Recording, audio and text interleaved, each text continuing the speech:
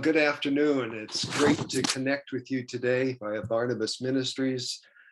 I'm Bill Fillmore. I'm privileged to serve as one of the USA team leaders in West Michigan.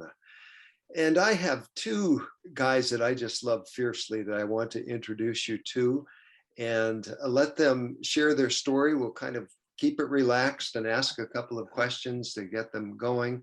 But these two brothers were in the same John 17:23 group, and they actually ended up joining the ministries together into one church. So that's all I'm going to tell you and let them tell their story from that point. And so I'd like to introduce Doug and Melvin to you. So Melvin, tell us, why don't you start first? Give us your name, ministry that you were with, and so on.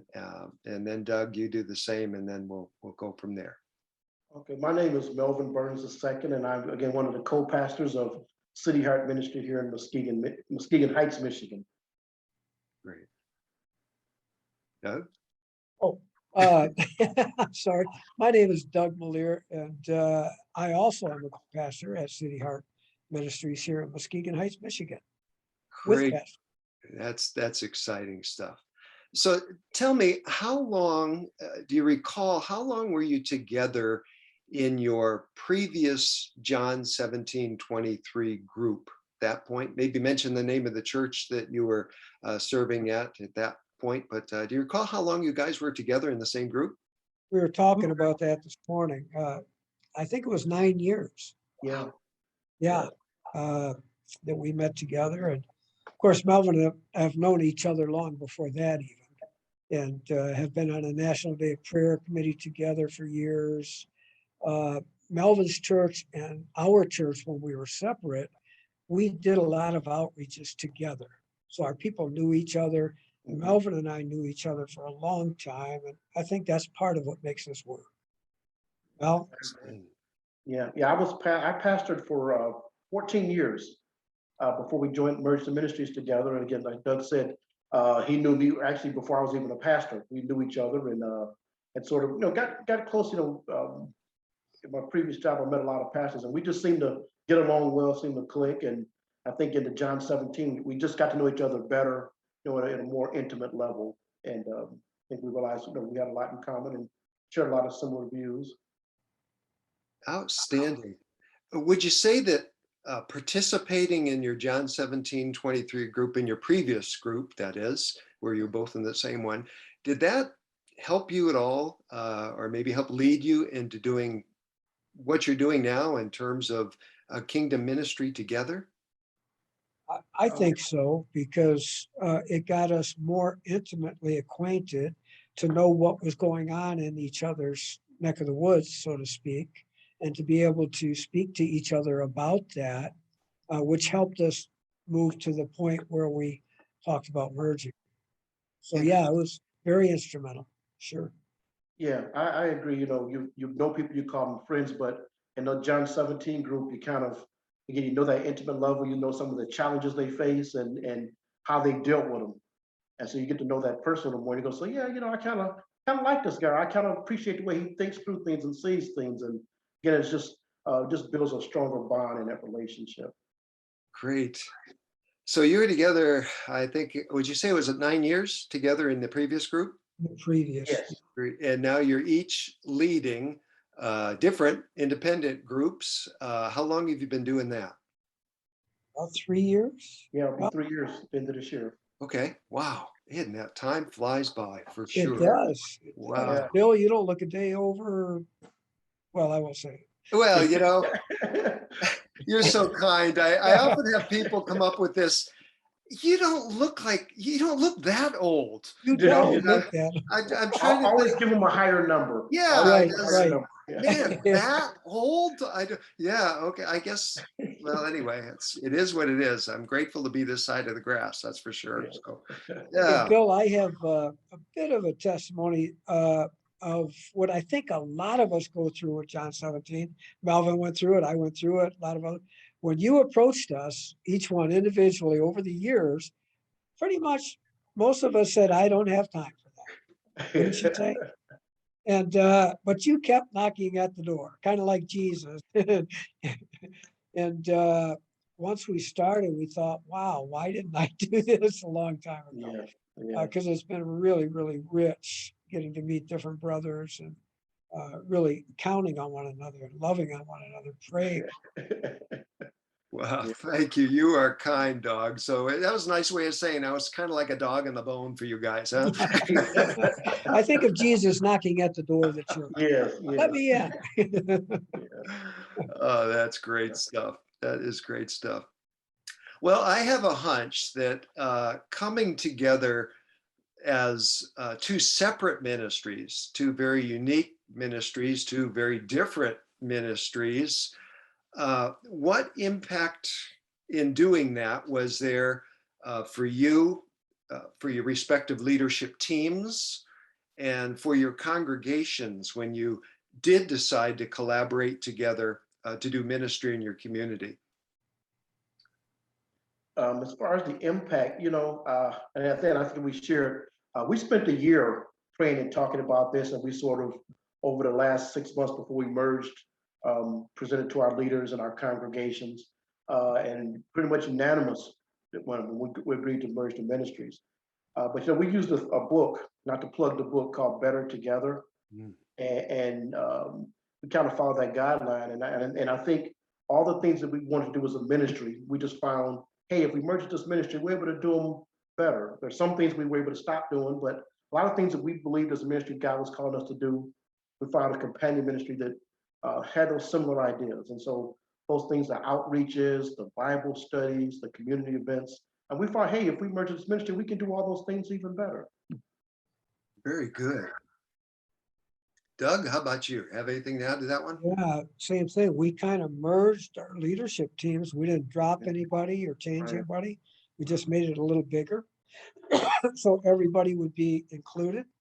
And like Melvin said, we studied for a year, went to our leaders, my leaders, Melvin's leaders, in our fellowships, and studied this thing, and studied the ones that didn't work and the ones that did work, and all of that, and prayed, and then presented it to the church. And then after a certain time, we said, okay, everybody's going to vote at Melvin's church Sunday morning, and everybody's going to vote at our church. And it was unanimous. What a And like I say, we had built rapport with each other through doing outreaches and stuff. Yeah. So the people knew us, we knew them. And of course, Melvin and I were the driving force because we've been friends for over 20 years. So that's a real big factor of taking time, looking at the doctrines, looking at the people, and your congregations have to know that you love one another. Yes. No one guy is out to be all that, and a bag of chips, so to speak. Exactly. Wow. Well, it's such a thrill to hear the story, and of course to have visited with you guys also, particularly when this early launch came into being. Have there been some surprises, some challenges that you faced, not only as two unique congregations, though you're in the same area, obviously, but you've got two, correct me if I'm wrong, a predominantly African-American congregation and a predominantly a Caucasian congregation, I think. How is that dynamic fared out for you guys? And I'm not overselling this. I think people will be surprised that really hasn't been an issue. We're all in the same community, and I think people appreciate we have people with different interests, different backgrounds, and I think more often than not, members in the church embrace that, whether it's different kind of music. I was just sharing with two older white ladies in our church. My daughter lost her grandmother last year, and my daughter was telling me last week how much she appreciates them and how they take time to talk to them. These are two older white ladies in their 80s. But just, I always say when people want things to work, they work. And so, whether it's our political views, the music we like, and we talk about this all the time, those are just our preferences. But it really is, we all want to love God and serve God together. And so I don't think we make a big deal out of little things. Right. Yeah, because there's cultural differences Yeah. that we all see. Yeah. But we kind of even love those because we Yes. learn from each Yeah. other. And so, and like Mel said, they've really been small.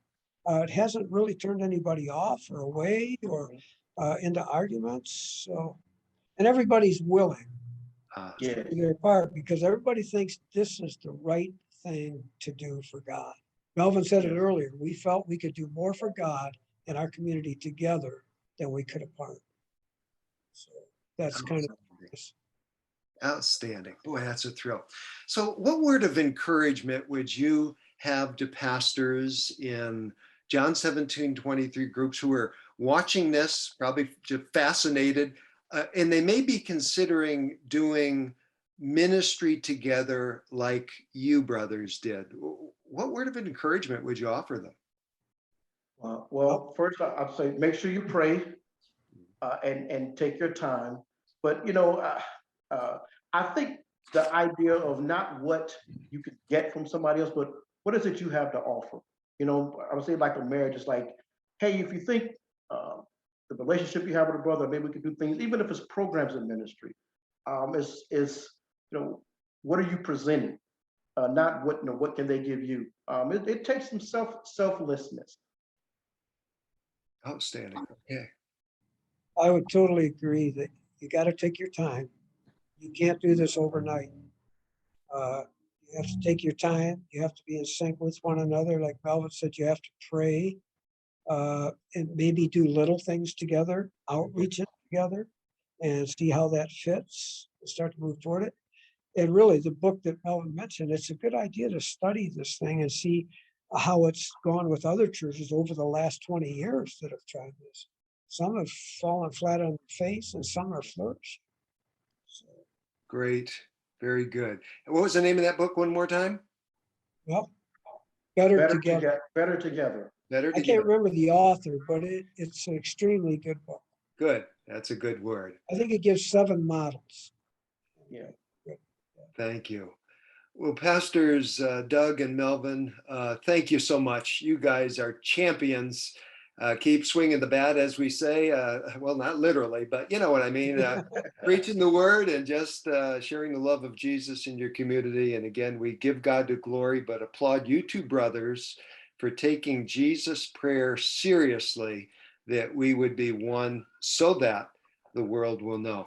So have a good one, and we will see you. And thank you, brothers and sisters, for listening to this interview. We'll see you now. Thank you, Bill. Thanks, Yep, Bill. you're welcome. Bye-bye now. Thanks Bye for now. watching. Please click the like button or leave a comment to let us know you enjoyed the video. I also invite you to subscribe to our channel today. Be sure to click the bell icon if you would like to be notified when new content is added.